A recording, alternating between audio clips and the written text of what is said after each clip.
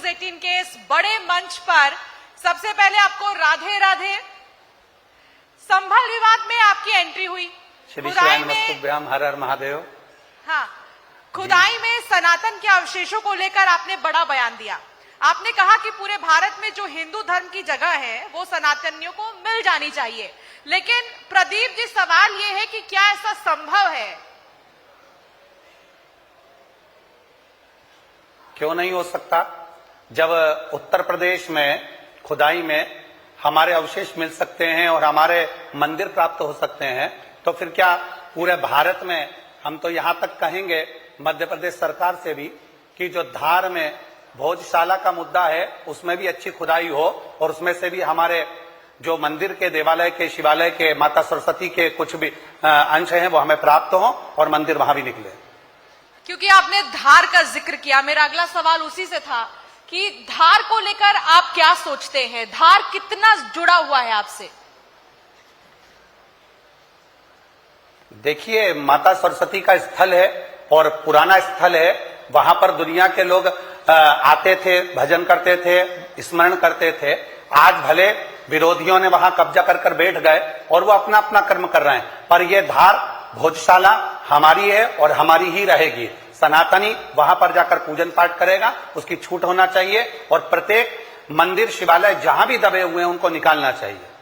ठीक है, लेकिन क्या ये संभव है जिस कॉन्फिडेंस के साथ आप कह रहे हैं प्रदीप जी कि जहां जहां मंदिर है वहां मंदिर ही होने चाहिए, मस्जिद हटा देने चाहिए, लेकिन पूरे जगह कैसे संभव होगा? देखिए, जो हमारे वो कहते हैं ना, बाप की जागीर है और उस पर कोई कब्जा कर ले तो उसको तो छुड़ाना ही पड़ेगा ना। हो गया समय, अब बाप की जागीर है, हमारे सनातन धर्म की जागीर है, तो उसको तो छुड़ाएंगे। भोजशाला से मध्य प्रदेश को प्रारंभ करना चाहिए, जिससे हमारी भोजशाला हमको प्राप्त हो, माता सरस्वती का मंदिर हमें प्राप्त हो। और बसंत पंचमी का उत्सव क्या, रोज की बसंत पंचमी उत्सव मनता रहे। जरिया क्या होगा, रास्ता क्या होगा? आज योगी जी के पास क्या जरिया है?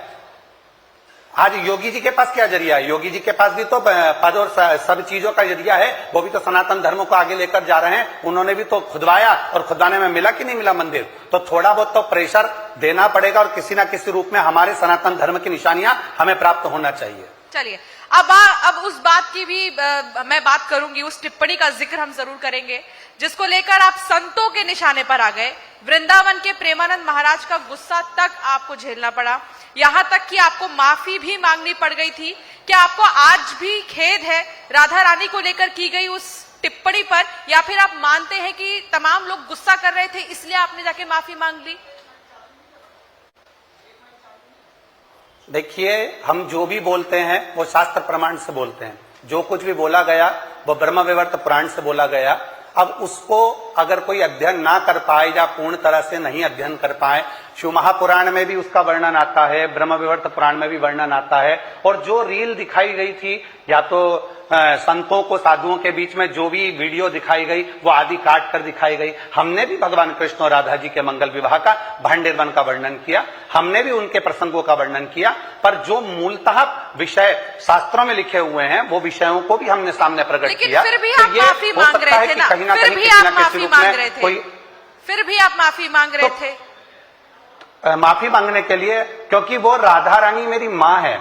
मैं बचपन से ही, बाल्यावस्था से ही गोवर्धन नाथ जी की परिक्रमा, बरसाने की परिक्रमा शुरू से ही करते आया हूं। तो हमारा तो वृंदावन की परिक्रमा, मथुरा की परिक्रमा, सब परिक्रमा हमारी हुई है। तो हमारी माँ के दरवाजे पर जाकर प्रणाम करने में या वहां पर जाकर माफी मांगने में, नाक रगड़ने में थोड़ी ना कुछ जाता है। हमारी माँ है वो, हम किसी व्यक्ति विशेष के पास जाकर थोड़ी ना माफी मांग रहे हैं।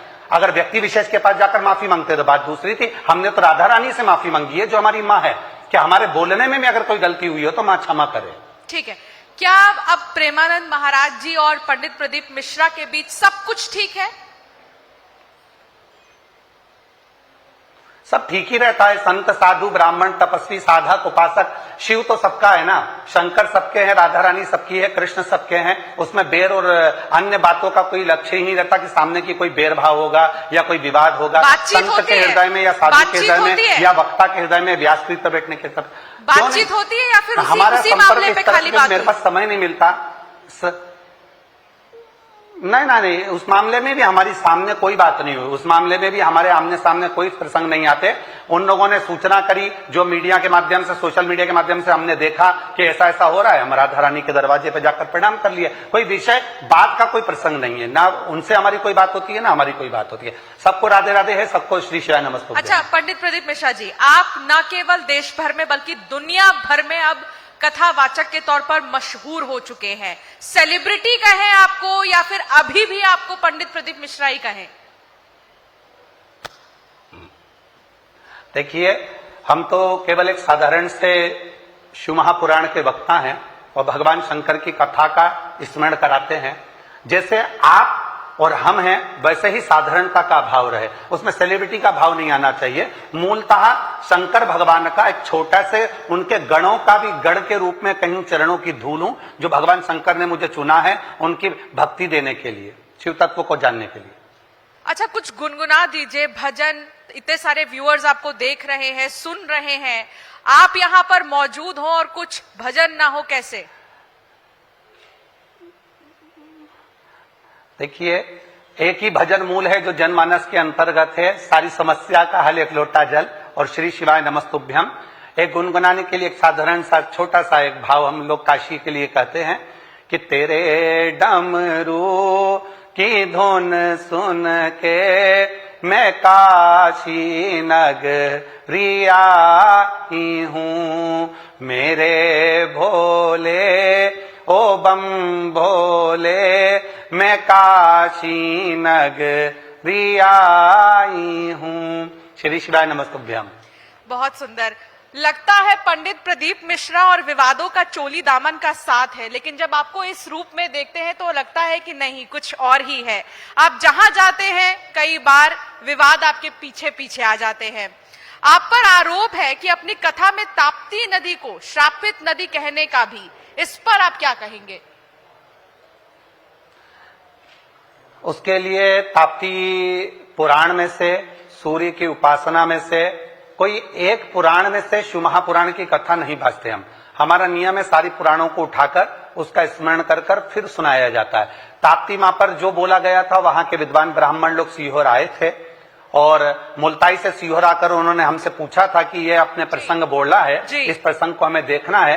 तो उनको वहां पर बुलाया गया और उन्होंने देखा और प्रमाणित हुआ कि मां ताप्ती के लिए हमने जो जो वर्णन किया। सवाल और छोटा सा जवाब, आपने हिंदुओं को 4 बच्चे पैदा करने की भी सलाह दी है। आपको नहीं लगता बढ़ती जनसंख्या के बीच आपका ये बयान? सारी जनसंख्या केवल सनातनी ही देखे, दूसरे धर्म के लोग भी देखें ना, वो भी तो बच्चे जन्म दे रहे हैं, वो भी तो बच्चे पैदा कर रहे हैं, तो उसमें क्या दिक्कत है? सनातन धर्म में 4 बच्चे रहेंगे तो कम से कम 3 बच्चे राष्ट्र के काम आएंगे, तो 1 बच्चा माता पिता के काम आएगा। और राष्ट्र के हित के लिए बच्चों का जन्म होना बहुत जरूरी है, संख्या को बढ़ाना बहुत जरूरी है। बहुत शुक्रिया पंडित प्रदीप मिश्रा जी, आप हमारे साथ जुड़े, बहुत धन्यवाद। श्री शिवाय नमस्ते।